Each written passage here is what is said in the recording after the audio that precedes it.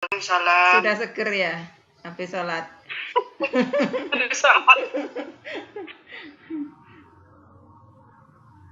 Ya tidurnya mulai, mungkin punya saya masih ada masalah. Oh gitu, baik. Terima kasih waktunya. Jadi karena ada kendala di teknis, sementara saya dulu yang akan mulai, ibu-ibu semuanya. Akan saya sharekan apa yang akan menjadi pembahasan di pertemuan kali ini.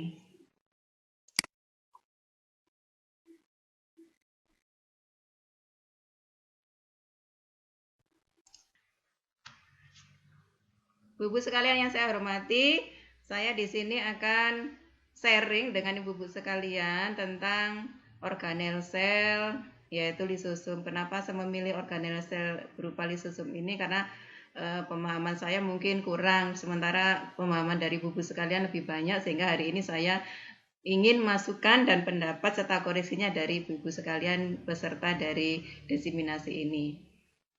Nah, supaya apa? Supaya nanti ketika saya menyampaikan materi tentang lisosum kepada anak-anak, itu materi yang benar. Jadi bukan hanya dari pemahaman yang mungkin kurang dari saya. Sehingga nanti ini istilahnya kita sharing materi, okay? Jadi nanti saya mohon masukan dan mohon koreksinya. Langsung saya ke slide yang kedua. Nah, lisosum merupakan organel yang terdapat di semua sel, baik eukariotik maupun prokariotik. Terbungkus oleh membran tunggal, di dalamnya berisi enzim hidrolitik yang berfungsi untuk mencerna atau menguraikan. Ya. Lisosum ini ditemukan pada tahun 1950.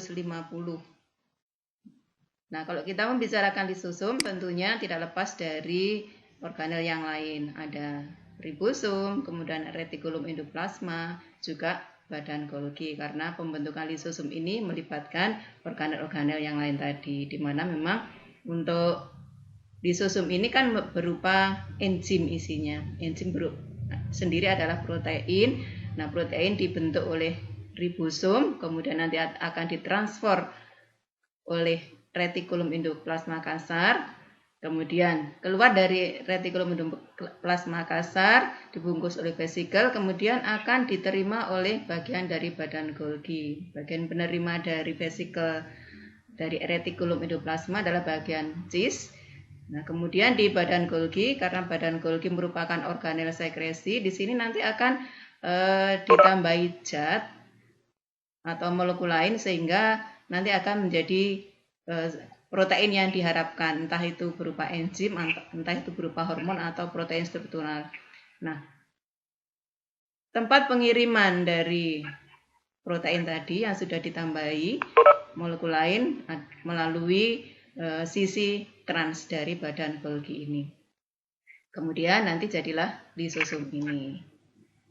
Atau lebih jelasnya seperti pada tayangan berikut ini. Jadi ini adalah retikulum endoplasma yang kasar yang ditempeli oleh ribosum, di mana pembentukan protein berlangsung di situ. Kemudian nanti akan ditransfer ke RE kasar, keluar menjadi vesikel yang di dalamnya berisi protein, kemudian diterima oleh bagian cis dari badan Golgi. Di badan Golgi nanti disekresi lagi, ditambah zat lagi oleh badan Golgi.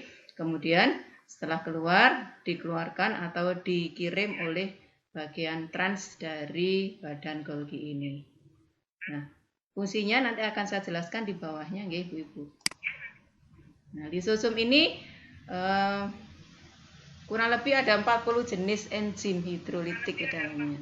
Nah, enzim-enzim tersebut dirakit di dalam retikulum endoplasma dan dimodifikasi di badan Golgi. Enzimnya contohnya adalah seperti ini, ada fosfatase, nuklease, protease, dan enzim-enzim hidrolisis yang lainnya. Nah, enzim-enzim yang ada di dalam lisosum, nah ini bekerjanya optimal pada pH yang asam, sementara di sitosol itu pH-nya netral. Nah, supaya enzim yang ada di dalam lisosum ini bekerja secara optimal, maka membran dari lisosum ini mempunyai sisi namanya sisi pompa untuk pompa ion hidrogen. Di sini nanti ketika ion hidrogen ini masuk ya, diaktifasi oleh atau dari penguraian ATP, sehingga nanti kondisi di dalam lisosum menjadi asam dengan keasaman tadi, sehingga enzim akan bekerja secara optimal.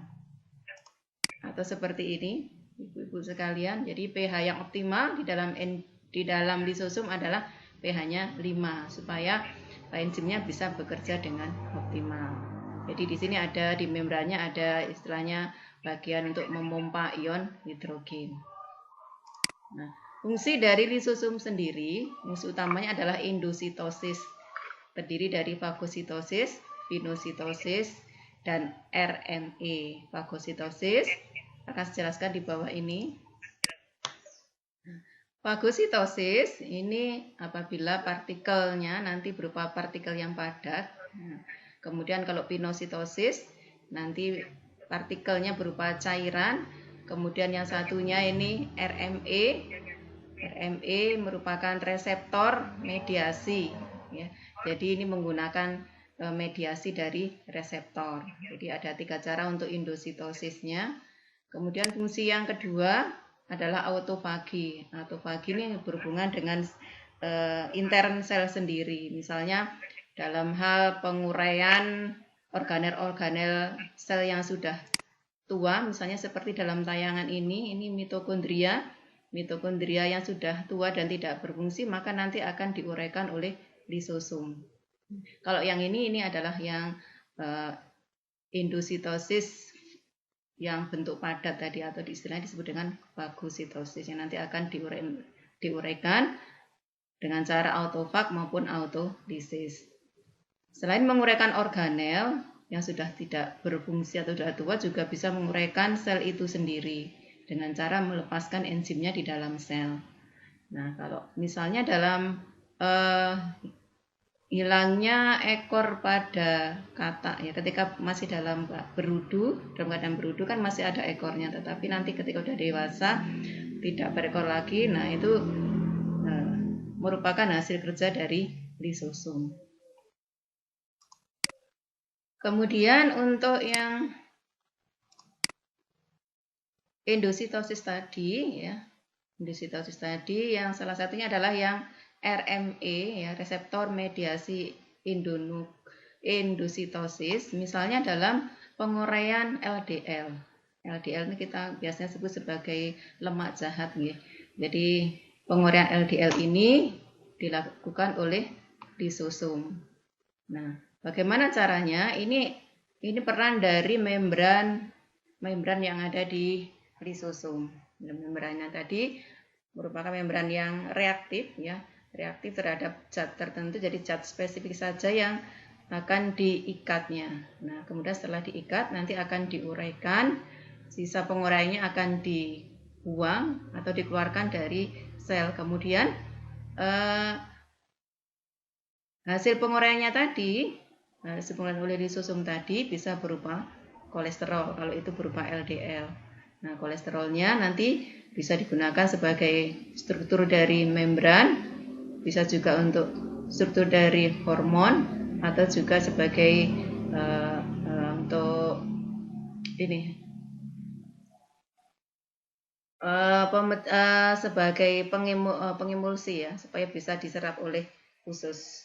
Nah, demikian ibu-ibu sekalian yang saya ketahui tentang lisosum. Saya yakin ibu-ibu semuanya lebih tahu tentang lisosum. Untuk itu saya mohon masukannya dan koreksinya dari ibu-ibu sekalian tentang apa yang kita bahas di sini, supaya nanti pemahaman saya menjadi bertambah.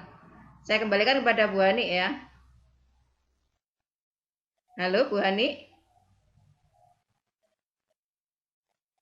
Oke, terima kasih Bu Suryati atas presentasi yang terkait dengan lisosum. Untuk selanjutnya langsung saya coba lagi ya Bu Suryati. Oh iya, saya stopnya dari sini ya. Oke, silakan nanti dilihat kalau memang sudah berhasil, saya dikasih tahu.